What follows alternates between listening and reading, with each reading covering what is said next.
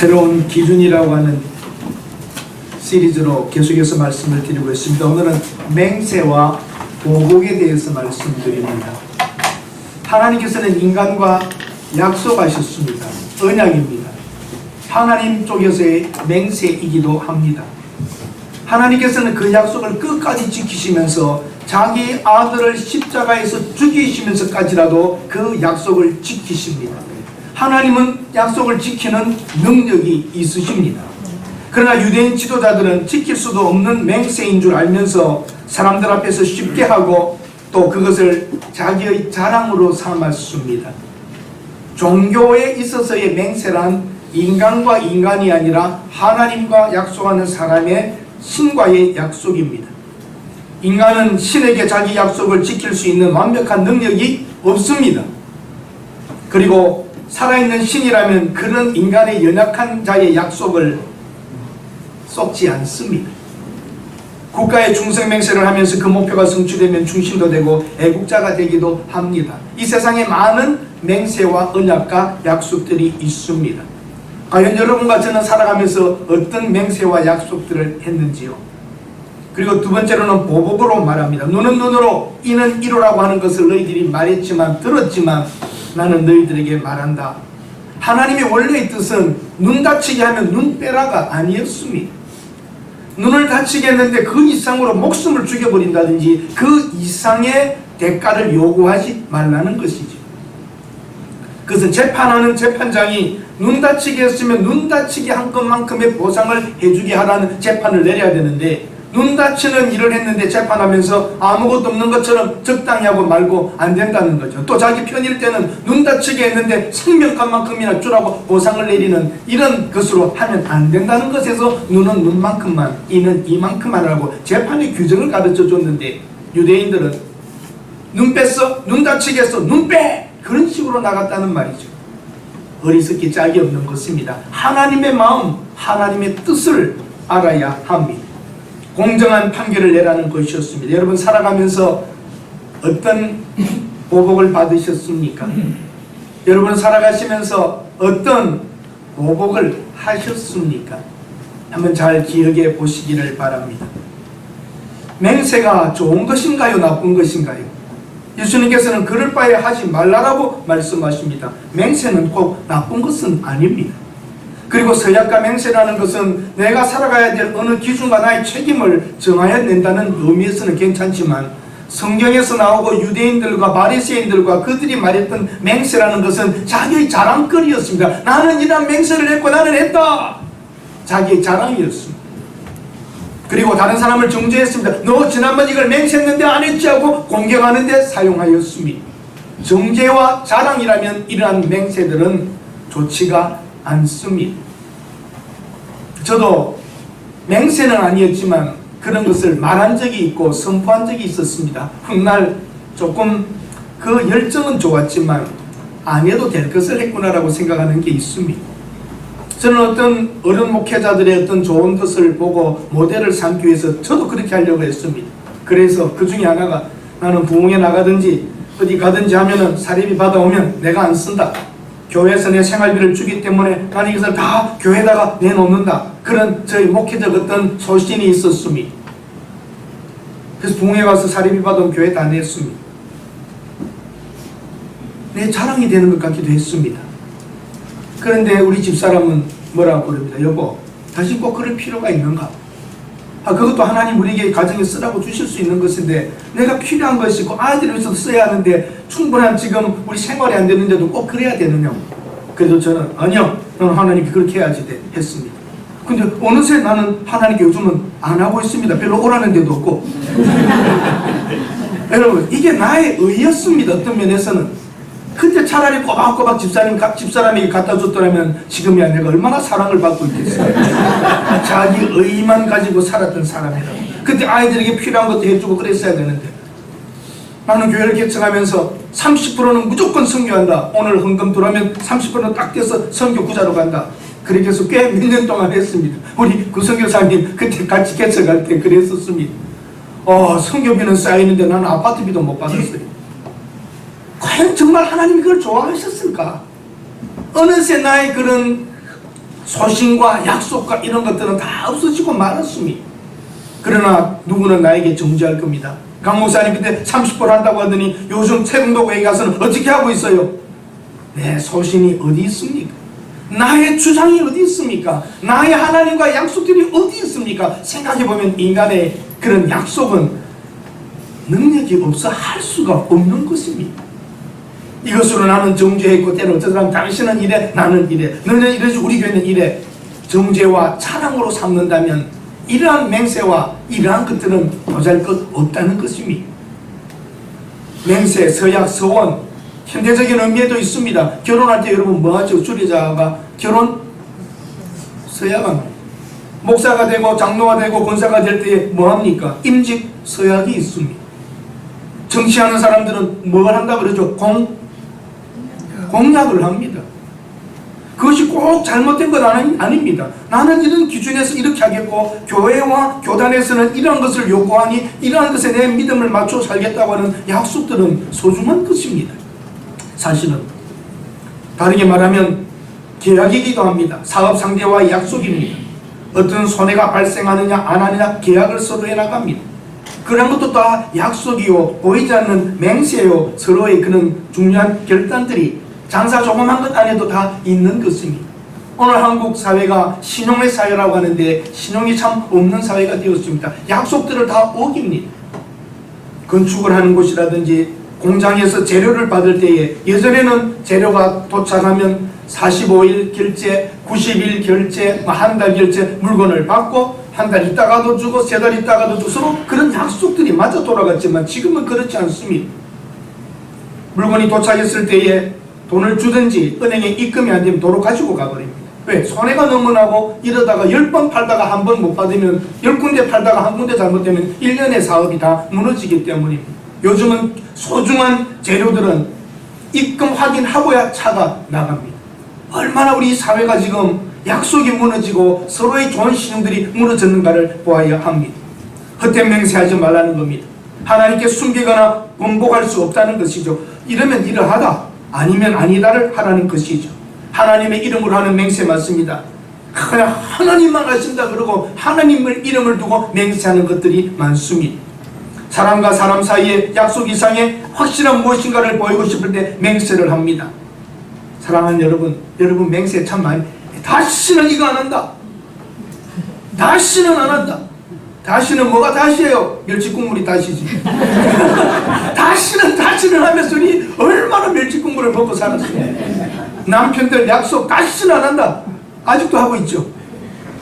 구약 성경에서는 이런 맹세에 관하여 하게 되면 지켜야 한다고 말합니다. 그러나 거짓 맹세에 대하여 하나님의 이름으로 하는 것은 하나님을 욕되게 하는 것이라고 했습니다. 오늘 여러분 우리는 얼마나 많은 맹세, 약속, 서약들을 하고 있습니까? 지도자들이 공약을 가진 것을 지키던가요? 그렇지 않은 이유를 변명을 다 대고 있습니다. 여러분이 임직받을 때 했던 서약들, 약속들 잘 지키고 있으신가 말입니다. 유대인 지도자들은 사람과의 약속은 안 지켜도 된다. 그러나 하나님과의 약속은 지켜야 된다고 말했습니다. 그런데 여러분 잘 들어보세요. 사람과의 약속은 못 지킬 수 있지만 하나님과의 약속은 지켜야 된다. 맞아요? 틀려요? 참 놀라운 속임입니다. 하나님과의 약속은 하나님이 대답을 얻기 때문에 안 지켜도 되는 거예요. 그래서 사람과의 약속은 안 지켜도 된다기 때문에 안 지켜도 되는 거예요. 유대인들은 다 안 지키는 거예요. 내게 이익이 되느냐 안 되느냐를 가지고 자기 마음대로 하는 것입니다. 그래서 이렇게 하지 말라는 것입니다. 사람과의 약속도 우리는 최선을 다해 지켜야 되지만 함부로 해서는 안 됩니다. 구약 성경에 나오는 한 인물 누굽니까? 내가 전쟁에 승리하고 돌아갈 때 나를 첫 번 맞이하는 자가 나오면 하나님께 드리겠다고 했습니다. 누굽니까? 사사 입다입니다. 누가 제일 먼저 나왔죠? 무남동녀 딸이 나왔습니다. 어찌하고 내 딸이여 너는 나를 참담하게 하는 자요 너는 나를 괴롭게 하는 자 중에 하나로다. 내가 여호와를 향하여 입을 열었으니 능히 돌이키지 못하리로다 하고 딸을 바쳐야만 되는 상황에 갑니다. 딸은 아무 자기 잘못 없이 아버지의 맹세 때문에 죽음을 향하여 가야 하고 가정을 떠나가야 하고 버림받아야 되는 상황입니다. 입다가 자기가 얼마나 알기에, 자기가 들어갔을 때 누가 나올지를 알기에 그렇게 함부로 말을 할 수 있단 말입니까? 그것은 내 고난을 넘어가는 일입니다. 여러분들 자녀 중에도 그런 자녀 있지요? 여러분 아이를 가졌을 때에 이 아이가 아들이라면 하나님께 바치겠나이다. 그리고 아이들에게 자꾸 부담 주죠. 너 서야겠다, 하나님 앞에 서원했다, 너 목사 되기로 했다. 그 아이에게 무슨 선택이 있어서 그런 일을 여러분 강요하십니까? 이런 맹세나 이런 약속들은, 내가 지킬 수 없는 것들을 너무나 마음대로 하는 것은 우리 피조물로서의 위치를 벗어나는 것들이라는 것입니다. 그러나 했으면 지키려고 하는 여러분의 최선을 다하는 것은 아름다운 일입니다. 너 하나님께 드렸다, 바쳤다, 이런 말 조금 조심해서 해야 될 부분입니다. 아버지의 일방적인 서약으로 말미암아 딸이 희생되는 것입니다. 못 지킬 수 있다는 것입니다.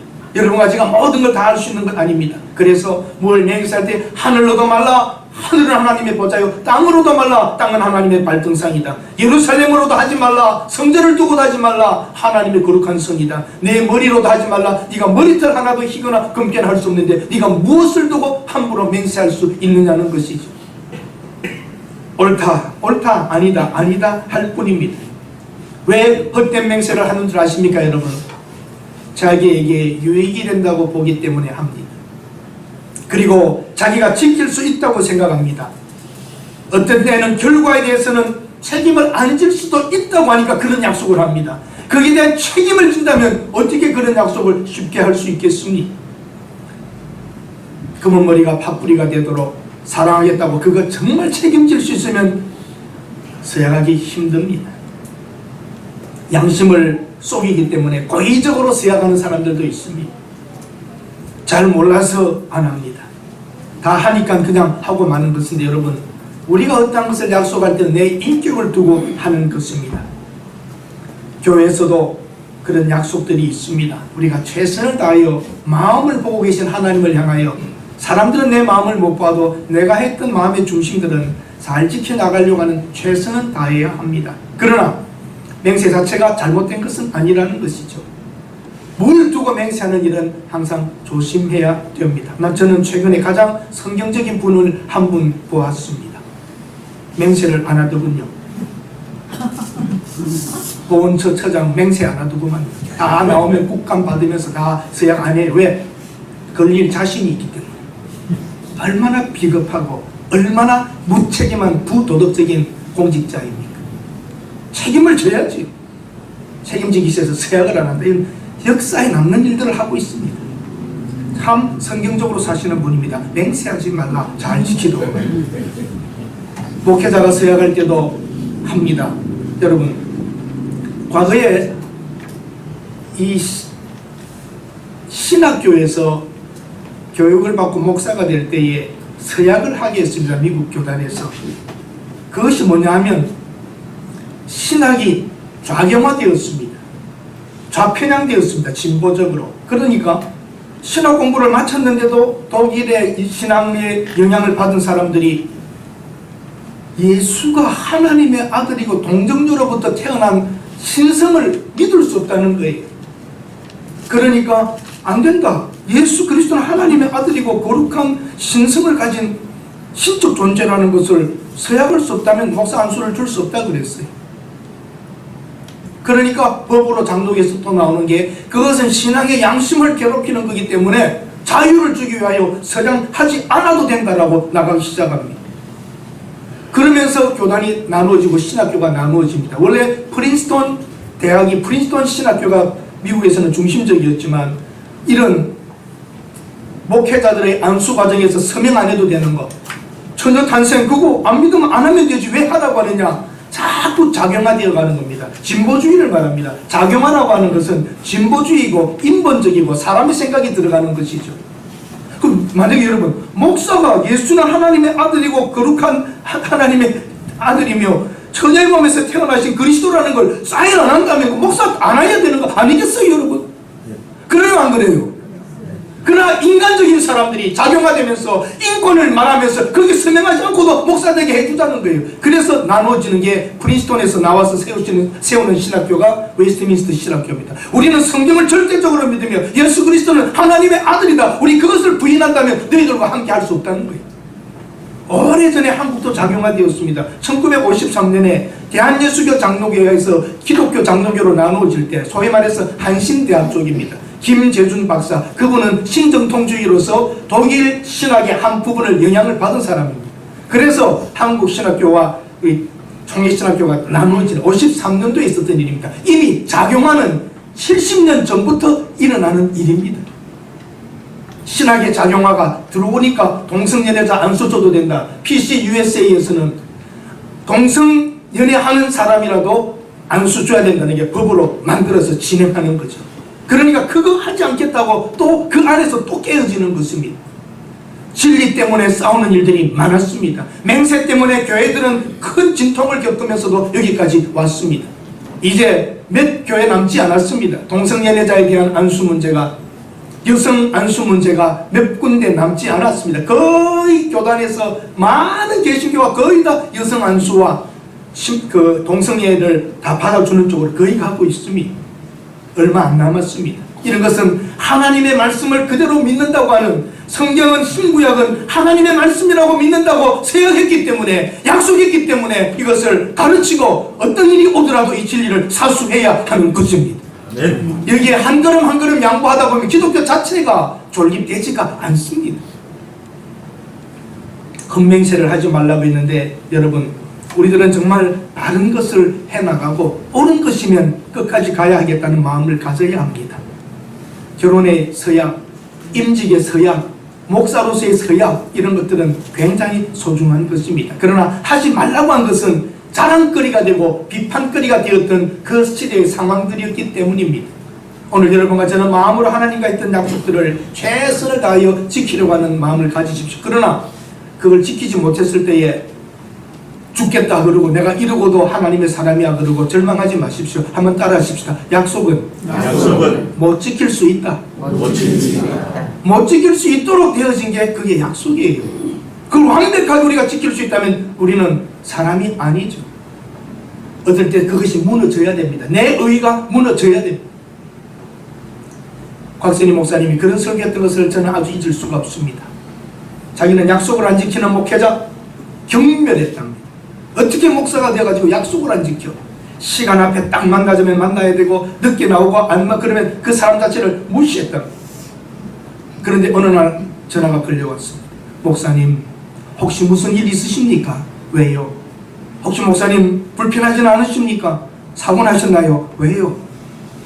목사님, 어저께 우리 학교 채플 시간에 설교이신데 깜빡하고 못 간 거예요.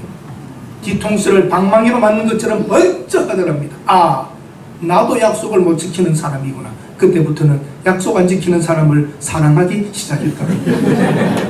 용납하기 시작했다는 겁니다. 자기 한계에서 깨져봐야 다른 사람을 받아들일 수 있습니다. 유대인들은 나는 이래도 약속을 지켜 11조를 해, 나는 주일 성수를 해, 자기의 의로 가득 찼기 때문에 자기의 맹세와 자기의 의를 드러내며 하지 않는 사람들을 정죄 비판하였던 것이지. 우리의 약속과 우리의 이 모든 것들은 무너질 수도 있는 것입니다. 보복하지 말라고 하죠. 또 본인이나 같은 집단의 사람들이 다른 사람들이나 다른 집단으로부터 육체적, 정신적, 재산적인 피해를 입었을 때에 상대방의 받은 만큼 또는 그 이상의 피해를 주는 행위를 보복이라고 합니다. 원시시대 발전되지 못했을 때는 부족과 부족 사이에 어떤 문제가 생기면 다치겠든지 죽였으면 가서 죽이고 오고 뺏어오고 하는 이런 보복들이 많았습니다. 현대사회에서는 복수적 행위는 범죄인가요? 아닌가요? 현대사회에서 복수적 행위가 복수하는 것이 범죄인가요? 아닌가요? 범죄입니다. 그걸 하지 못하도록, 보복하지 못하도록 내가 자동차로 누구를 상하게 했으면은 돈으로 물어주는 것으로 돼야지 나도 너 죽여버리겠다. 이건 안 되는 겁니다. 보복이라고 하는 것은 이 세상에서도 해서는 안 되는 겁니다. 중국 영화 보면 전부 복수입니다. 복수하면 마음의 감정은 좀 좋아질지 모르지만 돌아오는 유익도 사실은 없습니다. 보복한다는 것, 이것은 오늘 보복하지 말라고 한 것은 그런 내용이었습니다. 제사장들이 재판할 때에 공의로 하라는 거죠. 아까 서론에서 말씀드렸듯이 눈을 상하게 했으면 눈 이상의 것으로 요구하지도 말고 그 이하로 주지도 말고 하여 공평한 재판을 하라는 것이 눈은 눈으로 이는 이로인데, 너 내 눈 다치게 해서 너 눈 빼버릴 거야.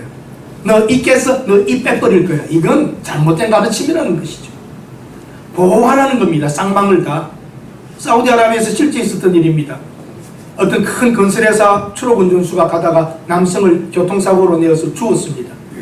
근데 사우디아라비아는 그 재판을 그 지역에서 하든지 중앙에 가서 가장 큰 법정에서 해야 되는데, 그 법정에서 이런 일이 일어났습니다. 이는 이로 눈은 눈으로의 법이기 때문에 아랍 사람들은 내 남편 죽였으니까 저놈 죽이세요. 둘째 부인도 내 남편 죽였으니까 저놈 죽이세요.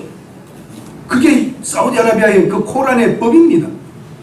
그런데 가장 마지막 된 여자, 세 번째인가 네 번째 들어온 아내가 죽인다고 내 남편 돌아오나? 저 사람 내 남편하고처럼 생각할 테니까 나하고 살게 해달라 그랬어요. 어째 됐게요? 같이 살았어요. 한국에 가족들이 있음에도 불구하고 자기 살려니까. 안 그러면 죽는 수가 있으니. 이런 것이 눈은 눈으로 이는 이로라의 법이 있을 때에 무리한 것들이 일어나게 되는 것입니다. 혹 남편을 상하게 했으면 그 시대에 그만큼의 남아있는 것을 위자료로 물러주고 그렇게 해서 해결을 해야 되는 거죠. 이런 어거지법, 무슨 법이죠? 어거지법을 두자로 하면 한국에 하는 것, 떼법이 막 엉터리입니다. 그렇게 해서는 안 됩니다. 합리적으로 법 테두리 안에서 그 상황을 다 보아서 눈은 눈만큼 갚아줄 수 있는 이런 것들을 해가야 되는데, 떼법으로 해가지고 해나가는 것들 너무 불공평한 것이 우리 한국 사회 속에 여러분 눈으로 보고 있지 않습니다. 사랑하는 여러분, 보복하는 것은 안 됩니다. 오른편 뺨을 오히려 때리느냐?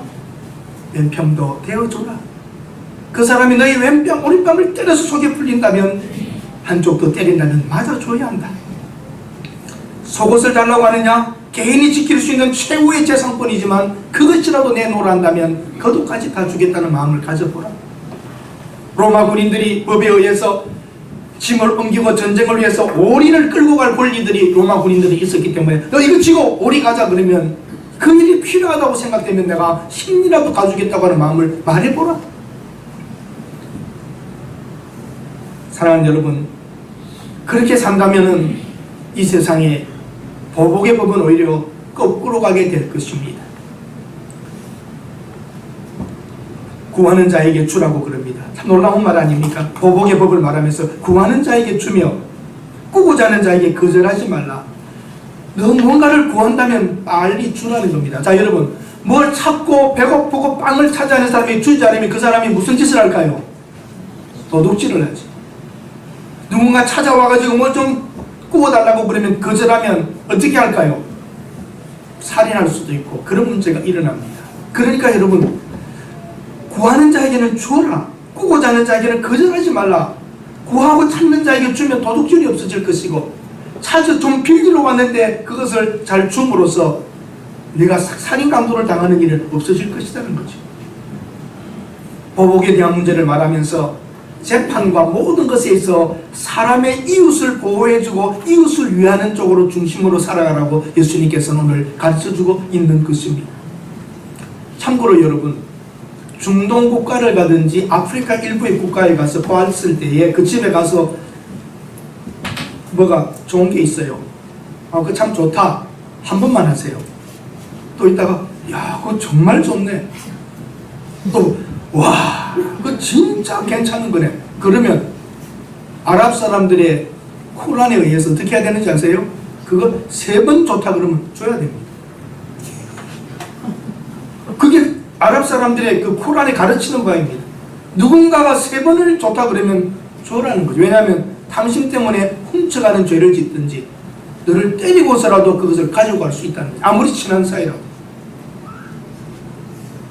그런 가르침이 이런 것입니다. 구하는 자에게 주고 꾸러 온 자에게 빨리 나눠줘라. 이것은 보복의 법과는 아주 반대되는 것들입니다. 이렇게 함으로 도둑질과 강도와 이런 것들이 없어지고 우리 사회가 보복의 것이 없어지고 그것이 오히려 좋은 것으로 바꿔지며 하나님의 사람은 말씀대로 살 때에 그 사회가 아름다운 사회가 된다는 것입니다. 아멘. 아멘. 제가 지금 하나 가지고 있는 게 있어요. 저도 그분 오시면 드릴 거예요. 어떤 것이 귀중한 거라고 자랑을 하셔서 참 좋습니다 그랬어요. 그랬더니 목사님 필요하세요? 그랬어요. 아니 나는 필요하지 않은데 그거 굉장히 참 좋은 겁니다. 그렇게 하시도록 하세요. 그랬더니 진짜 주고 가셨어요. 그래서 지금 갖고 있어요. 제가 오면 다시 돌려줘요. 정말 내가 그런 마음으로 한 게 아닌데 주셨다고. 그런 마음들이 있어요 여러분. 보복하는 문제와 이런 것들에 대해서 정말 여러분과 제가 살아가면서 잘 돌려주고 찾게 해주고 하는 이런 일들이 있어야 하는 것입니다. 하나님의 공의를 알게 합니다. 이렇게 우리가 살면 이 세상에 하나님이 어떤 분인가를 보게 하는 것이죠. 보복하지 않고 오히려 더 맞아줄 수 있는 겁니다. 찾는 자에게 빨리 나눠주는 겁니다. 훔쳐가지 않게 만드는 것입니다. 평화로운 공동체를 만들 수 있습니다. 주님 가르친 기도에서도 우리가 우리에게 죄진 자를 사하여 준 것 같이 저들을 용서해 주라고 우리는 기도합니다. 여러분 맹세하는 일 조심해서 합시다. 기왕 맹세하고 해야만 되는 상황이라면 그 맹세에 합당하게 살아가며 그로 인하여 여러분이 맹세한 대로 살 때에 여러분의 삶이 풍성하게 된다는 것도 저는 분명히 믿습니다. 그러나 그것을 지키지 못한 것 때문에 죄책감과 고통에는 들어가지는 마십시오. 하나님께서 여러분의 능력을 아시고 여러분의 처지를 아시기 때문입니다. 그러면 여러분 마음에 없는 말 이런 건 하지 맙시다. 제가 두려워하는 것 중에 하나가 그겁니다. 목사가 지을 수 있는 죄입니다. 누가 무슨 말하고 그러면 기도해 봅시다. 기도하지도 않으면서도 하지도 않을 거면서 했던 헛된 소리들 기도하고 있습니다. 기도하지 않으면서도 그럴 수 있는 것들 뭔가 그게 싫을 때에 꼭 기쁨이 아닐 때 해서 좋겠습니다 하지 않을 때 기도해 보죠. 이 그런 헛된 소리들이 그 문제를 가지고 깊이 기도하지도 않을 거면서 하는 립서비스 하는 것들 헛된 소리들입니다. 헛된 맹세와 같은 것들이고요. 여러분 저희 세상 사는 동안에 이런 헛된 맹세와 같은 쓸데없는 소리나 하나님 앞에서 신빙성 없는 행동들을 한다면 이것은 옳지 않은 것입니다. 경건한 말로 연막을 치면서 살아가는 종교적 장식을 아름답게 하는 말 거룩하게 할수록 그 말의 진실성은 떨어진다는 걸 알아야 합니다. 일상적인 말로 해야 됩니다. 종교성을 넣어서 기도해 봅시다. 가짜입니다. 거룩한 소리처럼 할수록 그 진실성이 결여되는 것입니다. 우리 있는 그대로 한번 따라 하십시다. 이면이다. 이면이다. 아니면 아니다 하잖아요. 아니면 아니다. 그 이상의 것은 과장이요 속임이 될 수가 있기 때문입니다. 우리 믿음의 식구들에게 하나님께 함께 하시기를 바랍니다. 입버릇처럼 하면 될까요? 안 될까요? 안 됩니다. 정말 하나님이 함께 하시기를 바라는 축복의 마음으로 인사를 해야 되는 겁니다. 아무데나 할렐루야 조심해야 돼요. 아무나 하면 할렐루야 뭐예요 여러분 할렐루야 아무데나 쉽게 하나님의 이름을 할렐루야 할렐루야 하면 안 됩니다. 정말 우리가 하나님을 찬양할 때에 해야 되고 그렇지 입버릇처럼 나오는 것은 좋은 것이 아닙니다. 하나님의 이름을 영화롭게 해야 될 우리들이 하나님의 이름을 땅바닥에 떨어뜨리는 것 저거 할렐루야야 좋은 말이에요 틀린 말이에요 나쁜 말이에요 좋은 말이에요 여러분 주위에 들으세요 뭐라 그러면 저거 할렐루야야 이 무슨 말이에요 교회 다닌다고는 하는데 엉터리 같은 행동하는 사람이야 그런 식으로 욕하는 겁니다. 어떻게 할렐루야가 욕을 먹어야 됩니까? 우리의 남발하는 말들 함부로 하는 행동들이 얼마나 세상 사람들은 민감하게 보고 있는지를 모릅니다. 실제로는 자기 생각에 빠져 있으면서 겉으로는 신실하고 경건한 척 하지 맙시다. 주님의 뜻에 맞는 것은 그렇다고 말할 수 있는 신실한 사람이어야 합니다. 함부로 여러분 우리 자녀들을 두고 서원했다 뭐했다 이렇게 하는 것은 조심스러운 일이라는 걸 아시기를 바랍니다. 자 원수는 사랑해야 됩니다. 근데 적은 어떻게 해야 됩니까? 원수는 사랑하는데 적은 어떻게 해야 됩니까? 전쟁 나면 적은 죽여야죠. 총 들고 오는데 I love you 그러면 돌았나 그래요. 원수는 사랑하는 것과 적은 다른 겁니다. 전쟁으로 일어났을 때는 죽느냐 사느냐가 걸려있는 것인데요. 지금 여러분 원수를 사랑한다는 말을 가지고 사탄을 사랑했어야 되겠습니까? 그건 가장 하나님 앞에 옳지 않은 것입니다. 원수, 나에게 힘들게 한 그 사람은 사랑해야 되겠지만 적으로, 악으로 들어오는 이 부분에 대해서는 막을 것은 막고 대처할 것은 대처해 가야 하는 것입니다. 자기의 형상으로 지음받은 인간을 하나님은 기뻐하셨지만 범죄한 인간들을 아주 버리지 않고 아들을 십자가에서 죽이시면서까지 우리에게 다가오시는 하나님의 언약, 하나님은 그 언약을 지키십니다. 지킬 수 있는 능력이 있기 때문입니다. 우리 그리스도인들의 무기는 착한 행실 뿐입니다. 우리를 가자며 심리를 가지고 한쪽 뺨을 치면 다른 쪽을 때려도 맞아줄 수 있는 것이어야 합니다. 보복하려고 해서는 안 됩니다. 헛맹세하지 맙시다. 말이 계약이 되고 말이 약속이 되고 말이 삶이 되는 신실한 인생을 여러분 살아가시기를 바랍니다. 네. 도장 찍고 공정하고 다 해도 약속 지키지 않으면 도장도 공증도 무슨 소용이 있습니까? 저는 이번 주일에 참 가을을 느끼고 있었습니다. 얼마나 가을의 날씨가 좋은지요. 이 지구상에 이렇게 좋은 날씨가 없습니다, 여러분. 70억 인구 중에 지금 한국의 10월에 서울에 와서 사시고 있는 서울만 아니라 전국이 다 그럴 거예요. 쾌적하고 춥지도 않고 덥지도 않고 습기도 없고 하늘은 푸르고 하얀 구름, 아름다운 단풍들, 이렇게 아름다운 세상에 살고 있는 것 감사하세요, 여러분. 아멘. 그러면서 소문으로는 세상 사람들에게는 윤동주의 시로 되어 있지만 전문으로 하시는 분들의 말에 의하면 윤동주의 시는 아니라고 하는 쪽에 더 학설이 높은 것 같습니다. 내 인생에 가을이 오면 물어볼 이야기들이 있습니다. 내 인생에 가을이 오면 나는 나에게 사람들을 사랑했느냐고 물을 것입니다. 그때 가벼운 마음으로 말할 수 있도록 나는 지금 많은 사람들을 사랑하겠습니다. 내 인생에 가을이 오면 나는 나에게 열심히 살았느냐고 물을 것입니다. 그때 자신 있게 말할 수 있도록 하루하루를 최선을 다하며 살겠습니다. 내 인생에 가을이 오면 나는 나에게 사람들에게 상처를 준 일이 없느냐고 물을 것입니다. 그때 자신 있게 말할 수 있도록 사람들을 상처 주는 말과 행동을 하지 말아야 하겠습니다. 내 인생에 가을이 오면 나는 나에게 삶이 아름다웠느냐고 물을 것입니다. 그때 기쁘게 대답할 수 있도록 내 삶의 날들을 기쁨으로 아름답게 가꾸어 가야 하겠습니다. 내 인생에 가을이 오면 나는 나에게 어떤 열매를 얼마나 맺었느냐고 물을 것입니다. 그때 자랑스럽게 말할 수 있도록 내 마음밭에 좋은 생각과 씨를 뿌려놓아 좋은 말과 좋은 행동의 열매를 부지런히 키워야 하겠습니다. 여러분 인생에 가을이 옵니다. 겨울도 올 것입니다. 멋지게 사람들 앞에 나는 이런 맹세를 했다고, 너 이랬으면 나는 이렇게 하겠다고 의를 내세웠던 젊음의 시대가 있느냐 하면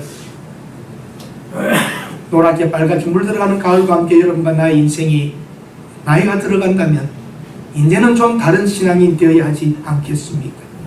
언제까지나 내 생각과 그 생각을 가지고 따지며 무엇이 옳고 그러다고 소리 지르겠습니까? 옳은 것 안에 틀린 것 있고 틀린 것 안에 옳은 것 있습니다. 내가 80% 잘했으면 20% 잘못한 거 있고 그 사람이 20% 좋은 거 있으면 80% 좋은 것도 있고 다 섞어져 있습니다.